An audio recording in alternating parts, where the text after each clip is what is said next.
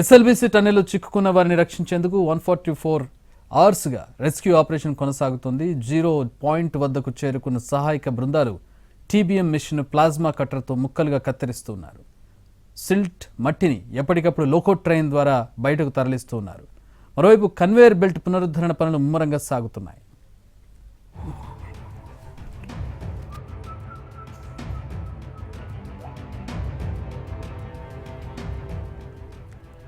TBM మొత్తం 140 మీటర్ల పొడవు ఉంది.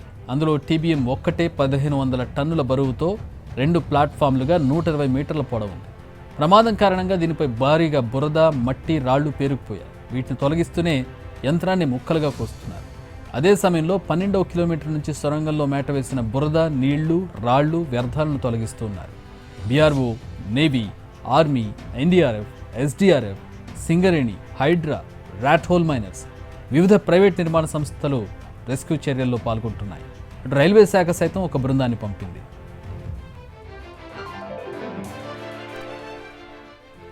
సొరంగం నుంచి బురద, రాళ్లు, పైపులు, ఇనుప సామాగ్రిని లోకో రైల్ వ్యాగన్లలో నింపి బయటకు పంపుతున్నారు. వాటిని కన్వేయర్ బెల్ట్పై తరలిస్తే అది తెగిపోయే ప్రమాదం ఉన్నందున నిర్మాణ సంస్థ ఈ చర్య తీసుకుంది.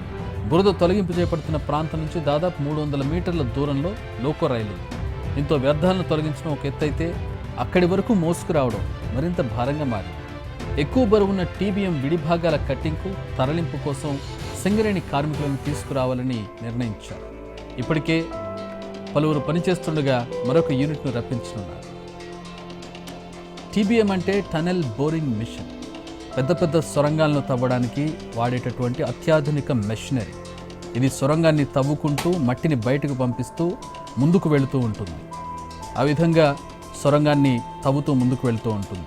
ఈ నేపథ్యంలో మొన్న జరిగినటువంటి యాక్సిడెంట్ పరిస్థితుల్లో అది అక్కడే స్ట్రక్ అయిపోయిన పరిస్థితుల్లో ప్రస్తుతం దాన్ని తొలగిస్తే కానీ దాని అవతల ఉన్నటువంటి చిక్కుకున్న వారిని బయటికి తీసుకొచ్చే పరిస్థితి లేదు. కాబట్టి ఆ పెద్ద మెషిన్ను ముక్కలుగా కోస్తూ బయటికి వాటిని తరలిస్తున్నారు. దాంతోపాటు అక్కడ కూలిపోయినటువంటి మట్టి, కాంక్రీటు, ఇతర రాళ్ళు ఇదంతా కూడా బయటికి తరలించాల్సిన పరిస్థితి ఇక్కడ కనపడుతుంది.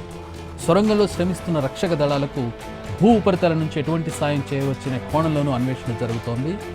ఎన్ఆర్ఎస్ఏ, ఎన్జీఆర్ఐ, జిఎస్ఐ సంస్థల నిపుణులు సంయుక్తంగా ఉపరితలంపై నుంచి సొరంగాన్ని స్కాన్ చేశారు.